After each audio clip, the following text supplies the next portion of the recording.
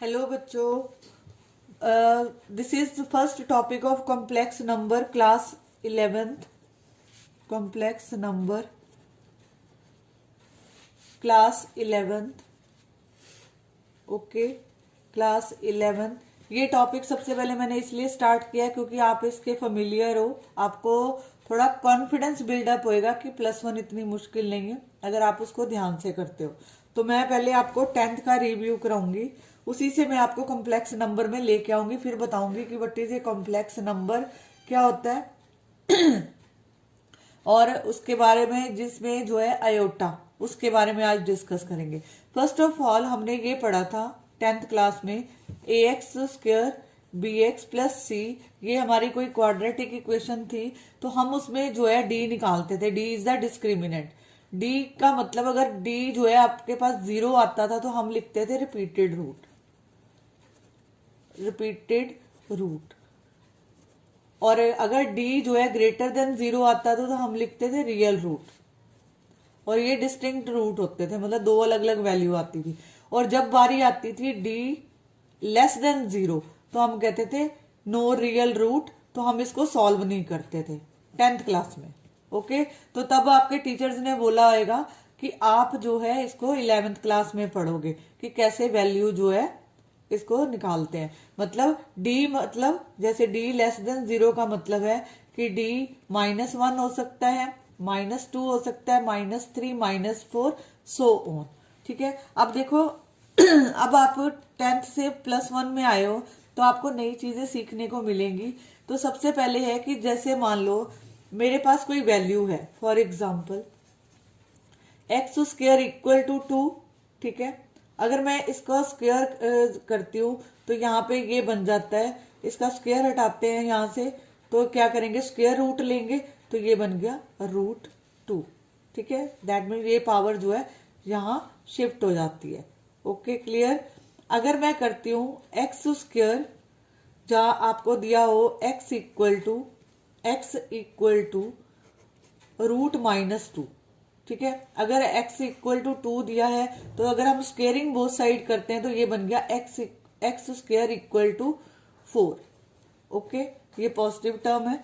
अगर ये दिया होता स्क्वेयरिंग बोथ साइड करते तो इसका आंसर जो है मैं इसको ऐसे लिख सकती हूँ। ठीक है, 1/2 लिख सकते हैं ना। अगर हम इसका स्क्वायर रूट लेते वापस तो क्या इसकी वैल्यू आती है, माइनस में वैल्यू आ रही है आपके पास। ओके, अब इसको एक्सप्लेन कैसे करते हैं, हम इसको छोड़ देते हैं। हमने 10th क्लास में सीखा था कि इसको हम सॉल्व नहीं करेंगे, लेकिन अब आपका जो लेवल बढ़ा है तो आपको जो है, इसमें एक साइंटिस्ट थे इलर, सबसे पहले उन्होंने इस सिंबल को इंट्रोड्यूस किया था कि जब भी आपके पास नेगेटिव वैल्यू आए तो आप इसको कैसे सॉल्व करोगे। ठीक है, तो उन्होंने उस सिंबल को नाम दिया iota. This is called iota, this is called iota. Okay, hope so आपको इतना गिवन हो, क्लियर होगा। इसमें जो है iota for the square root, iota for the square root of -1। ठीक है, आयोटा इसको इस आई वाली फॉर्म में लिखा जाता है, ऐसे लिख के ऊपर बिंदी लगाते हैं। ओके, ये छोटी सी बिंदी लगाते हैं, this is called iota. Iota जो है माइनस के लिए यूज किया जाता है। ठीक है, तो मैंने लिखा iota for square root of -1, that mean मैं इसको ये लिख सकती हूँ। ठीक है, अब हम क्या करेंगे, इसका जो है स्क्वेयरिंग बोथ साइड करेंगे। यहां पे लिखो स्क्वेयरिंग बोथ साइड, तो मैं इसको लिख सकती हूँ आयोटा का स्क्वायर इक्वल टू -1 स्क्वायर, और ये रूट हट के 1/2 हो गया, ये 2 से 2 cancel, iota square equal to -1। This is the answer. ठीक है, इससे हमें फायदा क्या हुआ कि कहने का मतलब है कि जैसे मान लो आपको ये दिया हो -2। ठीक है, आपको पूछा इसकी वैल्यू निकालो, तो मैं 2 को ये लिख सकती हूँ। ठीक है, क्लियर है। मैंने यहां पे √2 लिखा, तो इसका क्या मतलब है कि ये जो है -1 है आपके पास, ठीक है ये, तो हम इसको लिख सकते हैं आयोटा की फॉर्म, ठीक है, ये आयोटा में आंसर आएगा। अब देखो जैसे आपने अभी रूल निकाला हमने,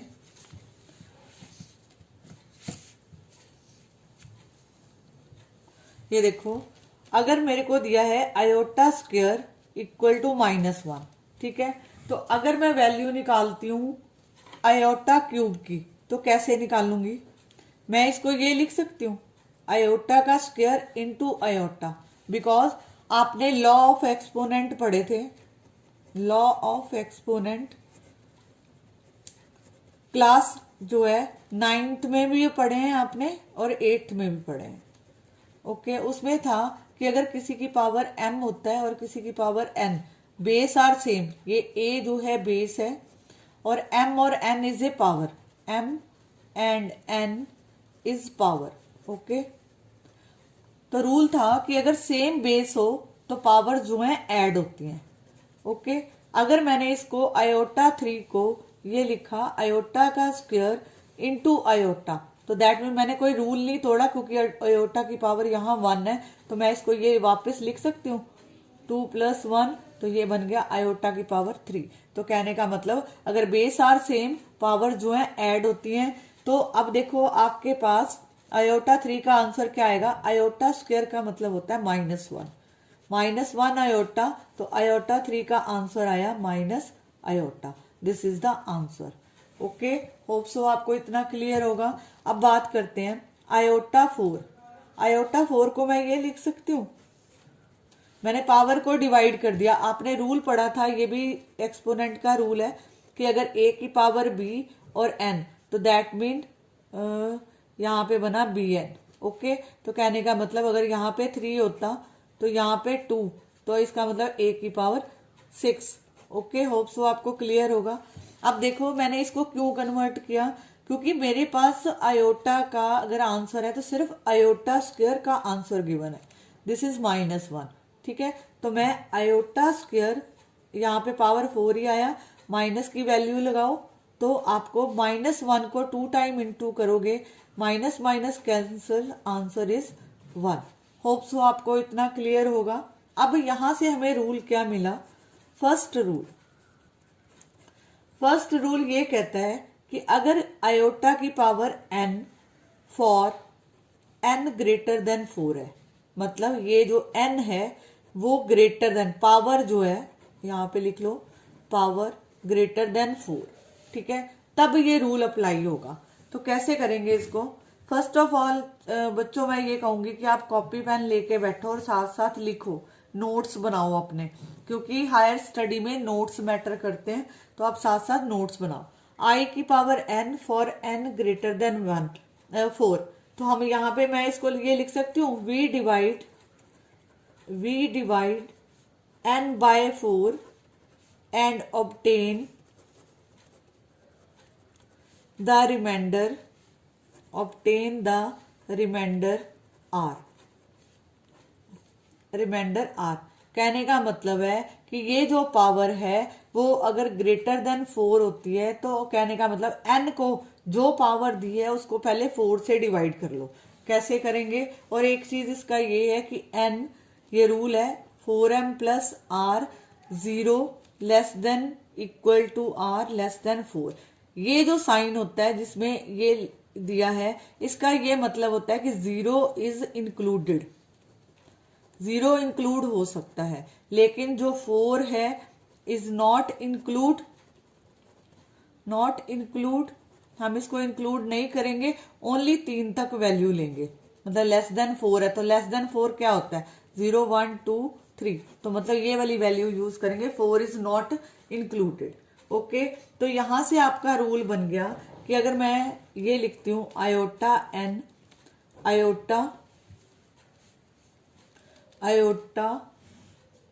की पावर, यहाँ पे पहले लिखो 4m + r, तो कहने का मतलब आयोटा की पावर 4m प्लस इसको इंटू कर दो, मैंने स्प्लिट कर दिया इसको, यहाँ पे लेफ्ट बचा r। तो अब हमने रूल क्या था कि जब भी यहाँ पे 4 बनेगा, आयोटा 4, इसकी वैल्यू हमेशा +1 होती है। क्यों होती है वो भी देखो, ये ऊपर मैंने करके दिखा दिया, मैं दोबारा रिपीट कर रही हूँ। मैं इसको ये लिख सकती हूँ, तो यहाँ पे आयोटा की आंसर है -1, तो -1 का स्क्वायर 1 होता है। ओके, तो इसलिए जो है डायरेक्टली आप वैल्यू पुट कर सकते हो, जहां पे भी आयोटा 4 आए आप डायरेक्टली 1 पुट करो। और जब भी आपके पावर पास जो है n की पावर हायर है तो उसको पहले कन्वर्ट करो 4 का मल्टीपल में। मैं बताती हूँ कैसे करते हैं, पहले इसको लिखते हैं। तो यहाँ पे आयोटा n, तो 1 की power m into iota r, तो आपके पास इसका आंसर आया 1। ओके, यहाँ पे जो है आयोटा, यहाँ पे i की पावर r, कहने का मतलब है कि अगर पावर n है तो आपके पास i r आएगा। कैसे, अब देखो मैं आपको कुछ क्वेश्चन सॉल्व करके दिखाती हूँ ताकि आपका कंसेप्ट क्लियर हो, फिर आगे मैं बताती हूँ इसका सेकंड रूल। ओके, जैसे फॉर एग्जाम्पल आपको दिया है आयोटा 135। ओके, अभी हमने रूल पढ़ा i की power n equal to i की पावर r, मतलब सीधा डायरेक्ट i की पावर r आंसर आएगा। क्या करेंगे, ये जो पावर आपको गिवन है, दिस इज ए पावर, इसको 4 के मल्टीपल में कन्वर्ट कर दो। यहाँ पे लिखो 135, 4 4 3 दा 12, और यहाँ पे आया 1, इसको जो है 4 3 दा 12, और इंटू यहाँ पे कितना आया, लेफ्ट बचा 3। अब देखो ये 4 इंटू 33 प्लस 3, तो मैंने कोई रूल तो नहीं तोड़ा, इसको वापस मिक्स फ्रैक्शन को चेंज करोगे तो आपके पास सेम आंसर आएगा। इसको मैं 33 को 4 से मल्टीप्लाई करो, 12 132 प्लस 3, तो ये बना 135। ओके, तो मैं अब आयोटा 135 को कन्वर्ट कर रही हूँ। मैंने 4 का मल्टीपल बनाना था, तो मैंने 4 अंदर लिखा, बाहर लिखा 33, ठीक है, और साथ में पावर थी इसकी, तो मैं उसको आयोटा 3 लिख सकती हूँ। ये रिमाइंडर है, this is a reminder. Okay, तो यहाँ पे इसका आंसर 1 है, 1 की पावर 33 इंटू आयोटा की पावर 3, तो 1 को 33 टाइम भी मल्टीप्लाई कर लो तो आंसर इज 1। ओके, तो यहाँ पे आयोटा 3 का मतलब आयोटा 3, तो ये आयोटा 3 अभी आंसर नहीं आया, इसको भी आपको कन्वर्ट करना पड़ेगा। तो मैं इसको सप्लेट कर रही हूँ, iota square into iota. Okay, तो यहाँ पे आयोटा स्क्वायर का आपके पास आंसर है -1, ठीक है, तो इसको पुट कर दो यहाँ पे -1 इंटू आयोटा, तो कहने का मतलब इसका आंसर आया minus iota. This is the answer. Hope so आपको क्लियर होगा, ठीक है। अब नेक्स्ट एक और एग्जांपल लेती हूँ। अगर दिया होता आयोटा 528, अब देखो ये जो है ये फॉर्म है आयोटा की पावर n, तो अगर n ग्रेटर देन 4 है, ठीक है, तो हम इसका 4 का मल्टीपल बनाएंगे। 528 है, इसको मल्टीपल बनाओ, 4 1 दा 4, ये बेस्ट वे होता है इसको करने का। ये हो गया 1, यहाँ पे आया 12, और यहाँ पे 8, ये हुआ 8। ये क्लियर हो गया। यहाँ पे मैं आयोटा 58 को ये लिख सकती हूँ 132, ठीक है, आपको समझ आ गया होगा क्योंकि मैंने इसको आयोटा 4 का मल्टीपल लिखा है। मल्टीपल मतलब मल्टीप्लाई करोगे तो आपके पास जो आंसर है क्या आएगा, यहाँ पे ये जो है इसकी वैल्यू कितनी है 1, ठीक है, तो आयोटा 4 का आंसर 1 होता है, डायरेक्टली पुट कर सकते हैं। तो दैट मीन 1 को 132 टाइम मल्टीप्लाई करोगे तब भी आंसर आपका 1 ही आए। ओके, होप सो आपको इतना क्लियर होगा। एक क्वेश्चन इसी टाइप का और कर देती हूँ ताकि आपका कॉन्फिडेंस बिल्डअप हो। थर्ड क्वेश्चन देखो, अगर आयोटा की पावर आपके पास दी है 457, ओके, अब इसको देखो पावर जो है n से ग्रेटर है, तो 457 के फैक्टर बनाओ। 4 1 दा 4 मल्टीपल में, क्योंकि 4 का मल्टीपल बनाना है, ठीक है, तो यहाँ पे 5, यहाँ पे 4 और यहाँ पे 760। ओके, आंसर इज 1, तो मैं इसको ये लिख सकती हूँ 4 अंदर लिख दिया क्योंकि ये 4 इसके साथ मल्टीप्लाई हो रहा है, तो इसका आंसर 116 और साथ में मैं रिमाइंडर आया 1 यहाँ पे, तो इसका आंसर कितना है 1, तो ये जो है 116 आयोटा की पावर यहाँ पे 1 है।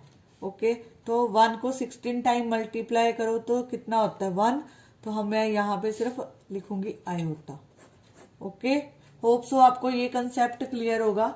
अभी मैं आपको ये बोलती हूँ, अगर आपको ये कंसेप्ट समझ आया, ये सिर्फ छोटा सा इंट्रोडक्शन था, मैं नेक्स्ट क्लास में इसको और प्रोसीड करूंगी।